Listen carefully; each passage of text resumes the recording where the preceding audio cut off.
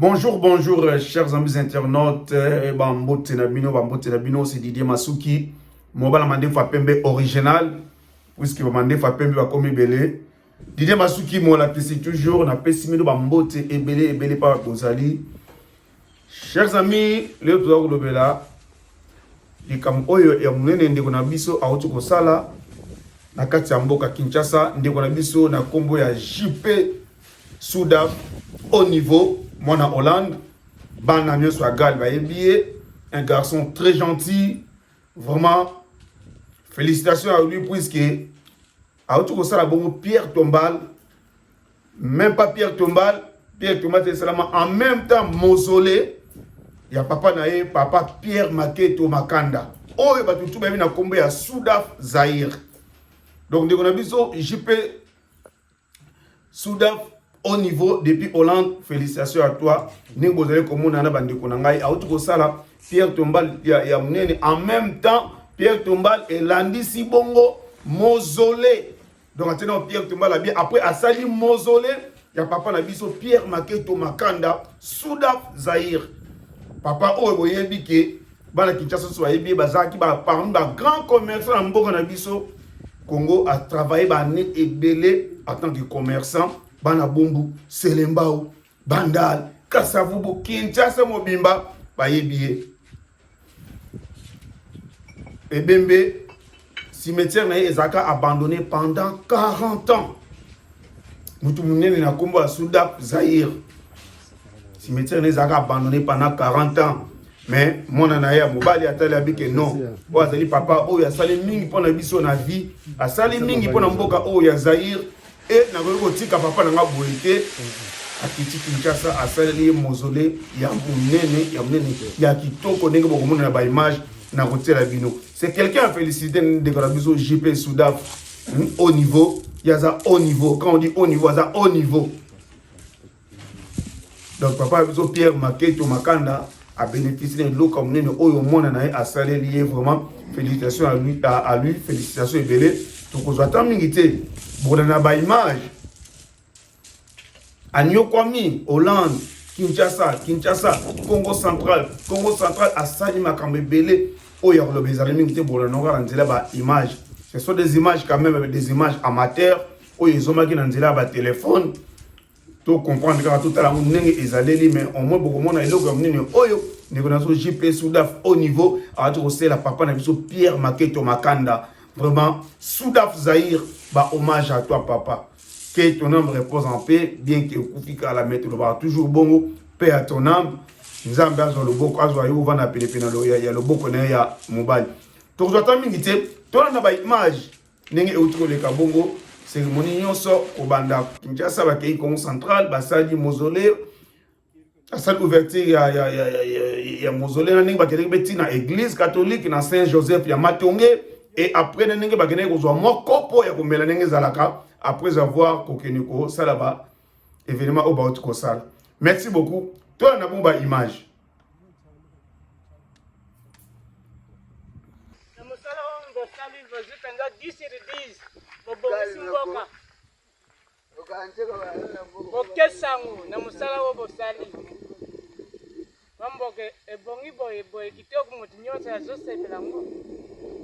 Tele lukense basala kaka monima pa mkoto na motu ezaki yangoto sete na musalo. Merci beaucoup. Merci.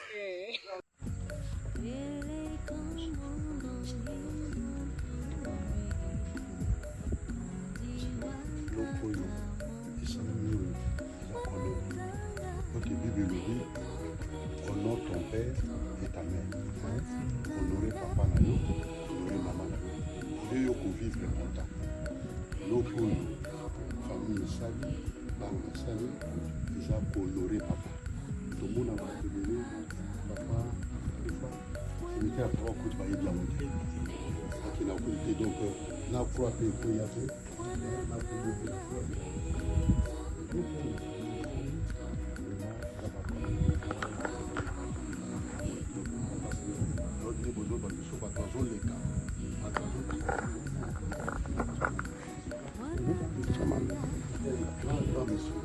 kinshasa bamoni boye babi en tout cas bana mpenza famille mpenza basi eloko ya kitoko parce que même na kinshasa basimetiere mosusu mpe ya boye eza te donc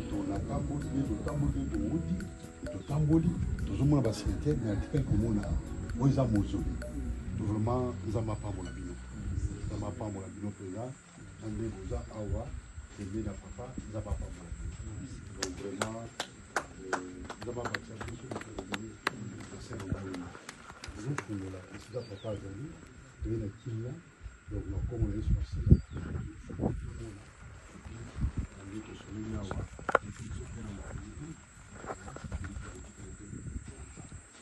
amen.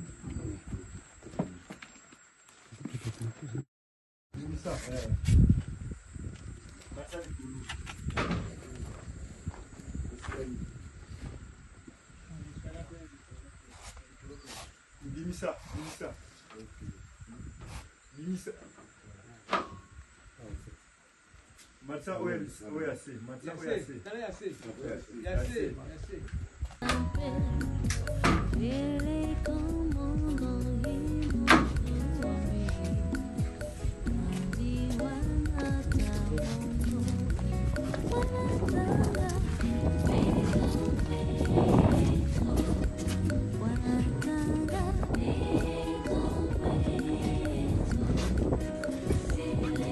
Awa papa JP bozali komona ye wana koti na kati ya mausolée pona ko honorer papa na biso Pierre Maketo Makanda Soudaf Zahir. Félicitations à toi papa JP Soudaf au niveau ezalaka nde boye okozwa mapamboli mingi na kati na vina yo ye wana bozali komona na kati ya telemi papa azali koloba kopesa mwa liloba ndenge ezalaka avant que a posé fleur na ye na mausolée oyo asaleli papa na biso Pierre Maketo Makanda Soudaf Zahir.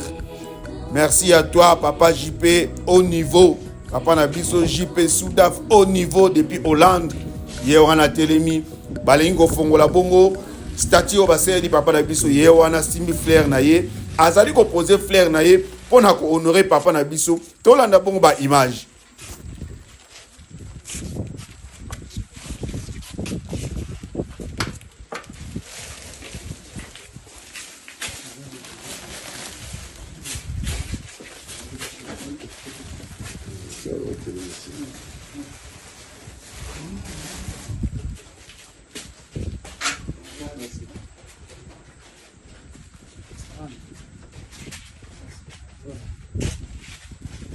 Amene biso bakoko toni surtout tala photo posée na tombe ya papa ya mwenye.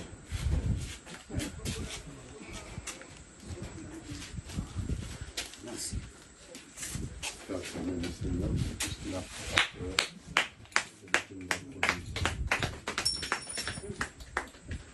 Père, nous te disons merci parce que c'est toi qui nous as connus ici.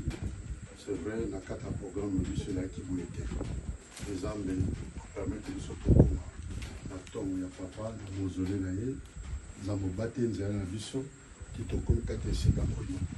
Et donc on va décorer du sang de la terre et on colle te couper son merci. Parce que les âmes, ils ont de mon battu de malade. Ils ont de mon son de malade. Ils ont de bouclier dans biso. Ils ont de forteresse dans biso. Ils ont de autres dans biso. Seigneur, on a saisi l'occasion pour les politiques bana oyo biologique ya papa Maketo Makanda Pierre na maboko moko bomba batela bana ici quand nous sommes bazali yonde mon batel malamu yonde mon soli malamu Bible le 59 que ta main n'est pas devenu trop courte pour nous protéger ni même tes autres pour nous entendre.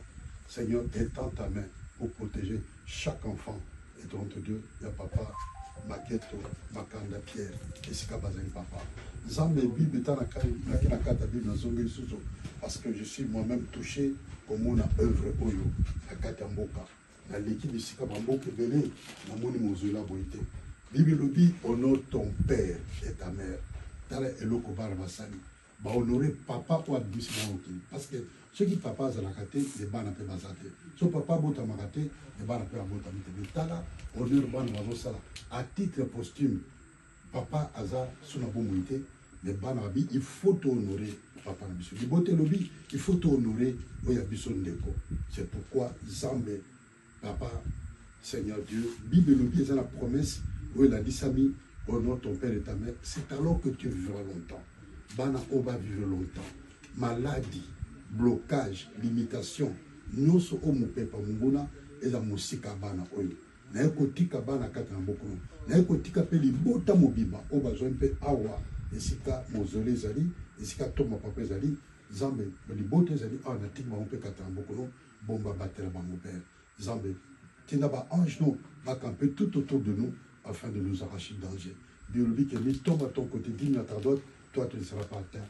Déterminement, tu regarderas et tu vois la rétribution du méchant. Donc vraiment que l'âme de papa ait reposé en paix, en toute quiétude, quatre ans encore le soin.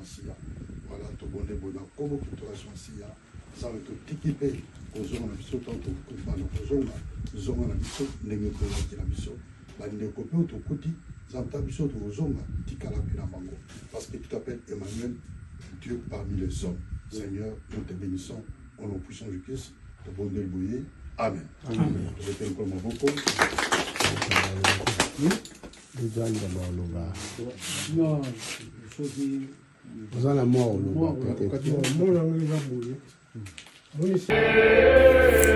kosilisa na bango kosala cérémonie ya mozole papa na biso JP Soudaf au niveau ayaki bongo na paroisse à Saint-Joseph ya Matonge pona kosala messe ya action de grâce pona hommage à papa na biso Pierre Maketo Makanda Soudaf Zahir. Merci à toi papa na biso JP Soudaf au niveau pona eloko oyo sali pona papa kasi ezalaka nde boye baninga misusu bazwa pe mayele bolanda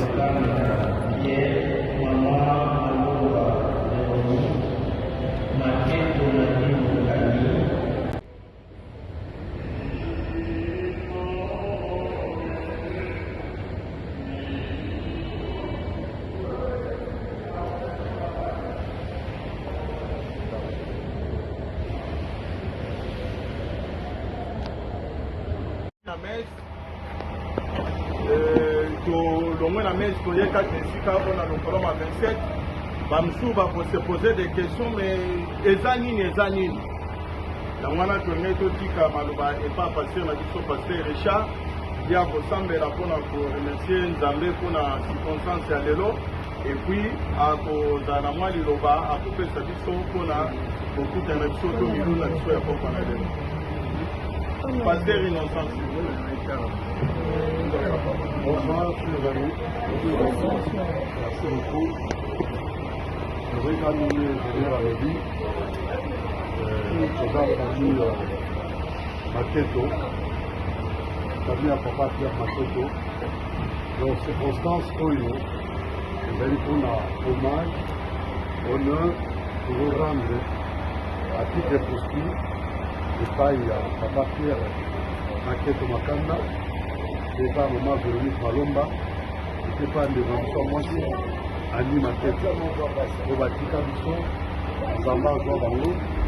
Donc on a pensé pour ça la messe et action de grâce pour tout la paroisse catholique à Saint-Joseph, il était bien, mais avant ça, il y a toute une délégation qui n'a village natal, il y a papa Pierre Maketo, et celui qui représente la famille, il a eu son fils aîné, Jean-Pierre Maketo, ici présent. Donc c'est le fils aîné qui représente toute la famille Maketo. Au bazar peut-être présente à Moussassa. Donc c'est avec lui, comme chef de délégation, qui est acquis dans le village, dans les Bas Congo. Donc je faisais partie de cette délégation ici. Donc tout s'est bien passé là-bas au village. Donc au premier côté là, pour inaugurer mon soleil de papa Pierre Maketo. Et j'ai saisi l'occasion une fois de plus pour dire merci à la famille Maketo et en l'occurrence à leur fils aîné, le frère Jean-Pierre Maketo, pour l'édifice où il a sali, bâtiment où il a bâti comme mausolée à l'honneur de papa Pierre Maketo, Makanda, la village Dakar. C'est vraiment une bonne distance entre le centre dans le village. Mais nous sommes partis parce que c'est papa, nous devons beaucoup à ses papas. Il a tout fait pour que la famille Maquette, le lieu de la famille Maquette. Donc on ne pouvait pas vraiment manquer occasion. Et que comment était le village natal, nous se décale qui vient dans l'amour de Dieu, qui peut au Zongi, et puis au Compte sur Chassa Awa, le Sikoyo, tout un vélo, donc vendredi, octobre, c'est vendredi, j'ai visité la paroisse. Donc voilà, nous sommes là, peut-être que vous avez posé des questions, nous avons réuni pourquoi. Nous avons réuni, n'est-ce pas, en mémoire, il y a un parent, Oyo, notre frère Jean-Pierre Maketo, et de sa sœur Annie Maketo. Bible le dit que, au nom de ton père et ta mère, ça a dû dire ça. Il y a une promesse qui s'accompagne. Quand un enfant honore son père, honore sa mère, il y a Dieu fait, n'est-ce pas, accompagne cette parole-là avec une promesse.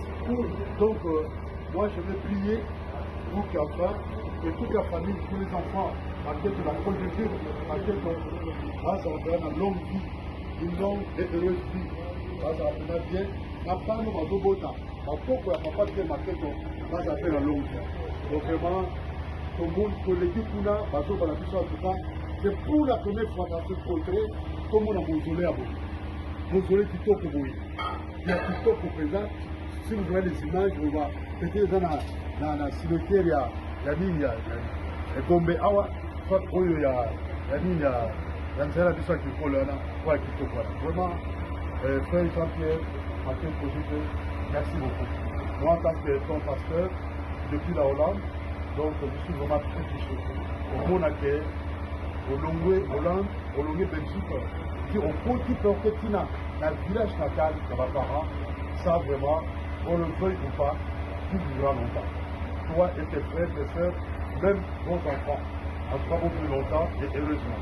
Je vais prier, n'est-ce pas, voilà, la circonstance qui nous réunit, c'est celle-là. Maintenant, je vais prier pour toute la famille Maketo, au nom de Dieu. Père éternel, toi qui es le puissant de Jacob, toi qui es la main cachée, toi qui es le témoin fidèle véritable, toi qui es le rejeton et la pose qui est traducteur. Père, nous te bénissons un grand merci, papa, parce que Seigneur, tu as permis, c'est toi qui nous avais donné, papa Pierre Maketo, ainsi que maman Véronique Malonga et notre sœur Annie Maketo. Seigneur, tu les as réplis, parce que la Bible dit que tu es poussière et tu y retourneras. Père éternel, nous te bénissons. Nous te disons merci parce que tu as touché le cœur des enfants de Papa Pierre Maketo qui, ensemble, ils sont réunis pour, n'est-ce pas, réaliser ces mausolées. Seigneur, aussi pour Maman Véronique, ils ont aussi enterré Maman dignement. Seigneur, nous te disons merci. Parce que la Bible dit que celui qui, en sacrifice, m'offre la reconnaissance, les glorifie. Nous te glorifions. Nous te disons merci, Père. Père, merci pour la messe qui a été dite en leur honneur, en leur hommage à la paroisse Saint-Joseph de Matongé, qui est un nom béni, papa. Seigneur, nous saluons la présence de chacun d'entre nous ce soir et contre Dieu. Toute personne qui a répondu présente à l'invitation lui lancée par le frère Jean-Pierre Maketo. Seigneur, prends soin de chaque frère, de chaque sœur, et j'en vais recommander les repas que nous allons mettre sur la dent entre tes puissantes et saintes mains. La Bible dit que tout est purifié, sanctifié par la parole de Dieu et par la prière. La Bible dit que manger de tout ce qui se vend sur le marché, sans poser qu'une question, par motif de conscience, car la terre et tout sa femme appartiennent à Dieu. Seigneur, purifie ces repas avec le sang précieux de Dieu. Bénis la main qui a préparé et bénis surtout la main qui a contribué financièrement pour que nous ayons mangé. Nous en prendre ces repas.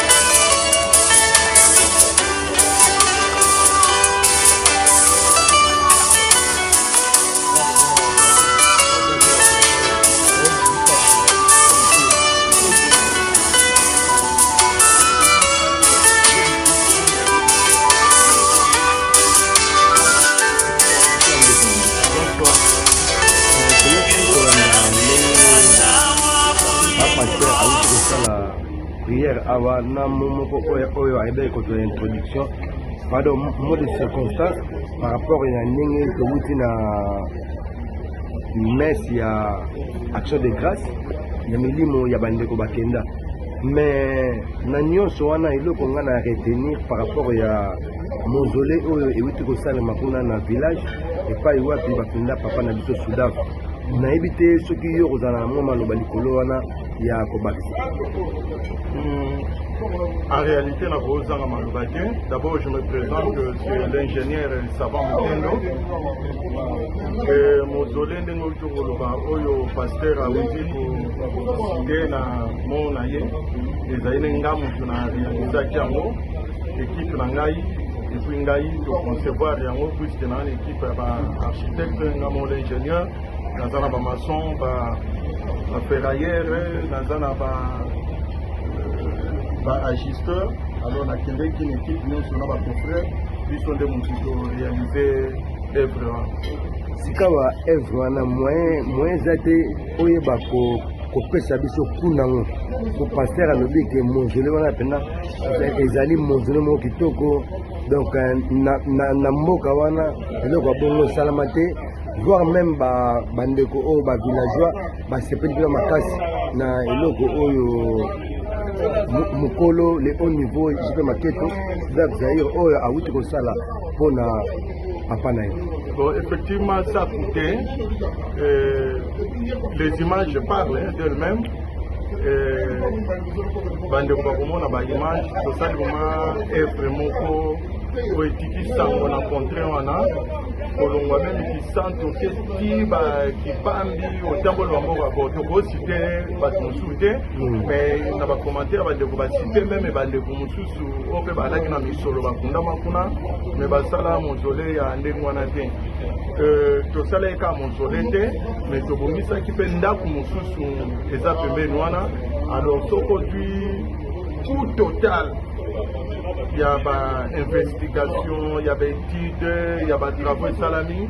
Où les autres s'élèvent à 17 768,8 dollars pour réaliser Efrewana.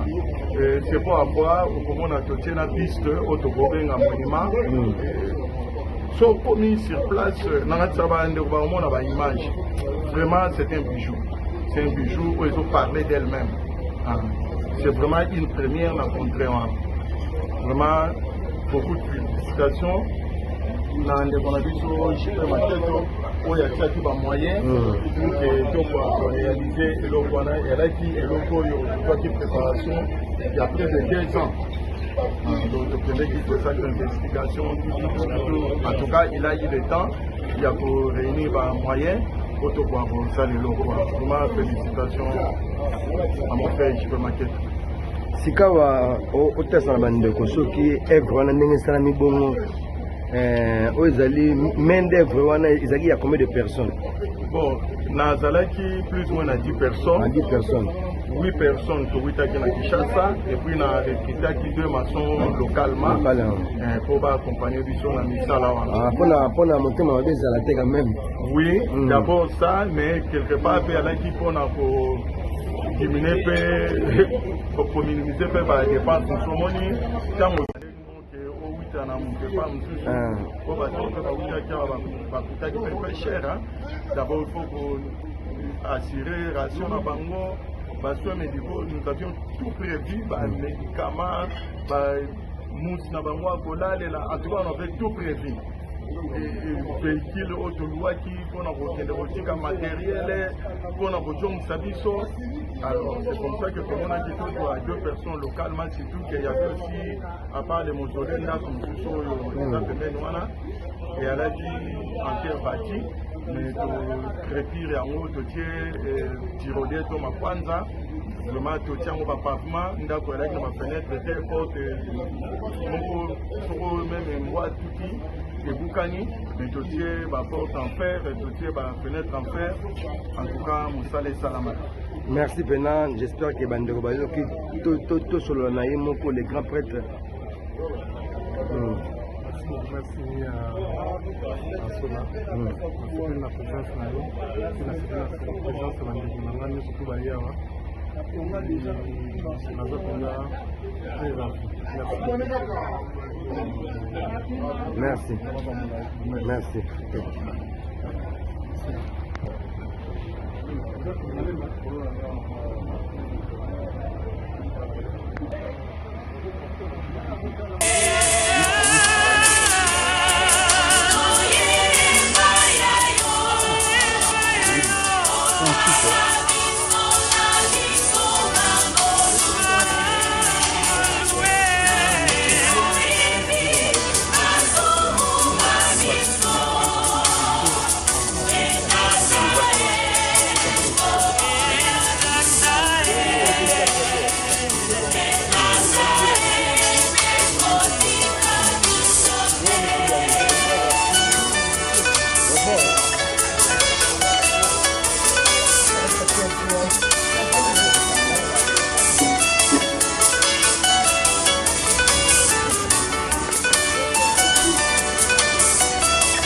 Et un doigt.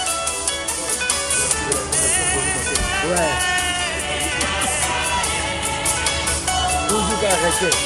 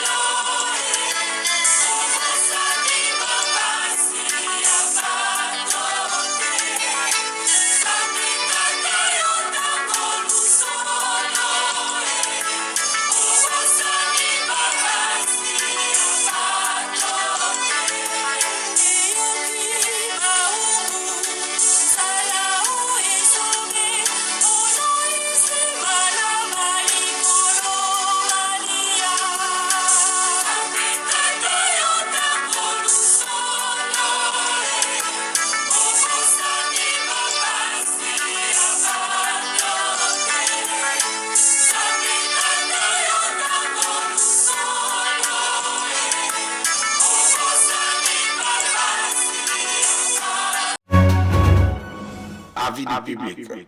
La différence dans la différence.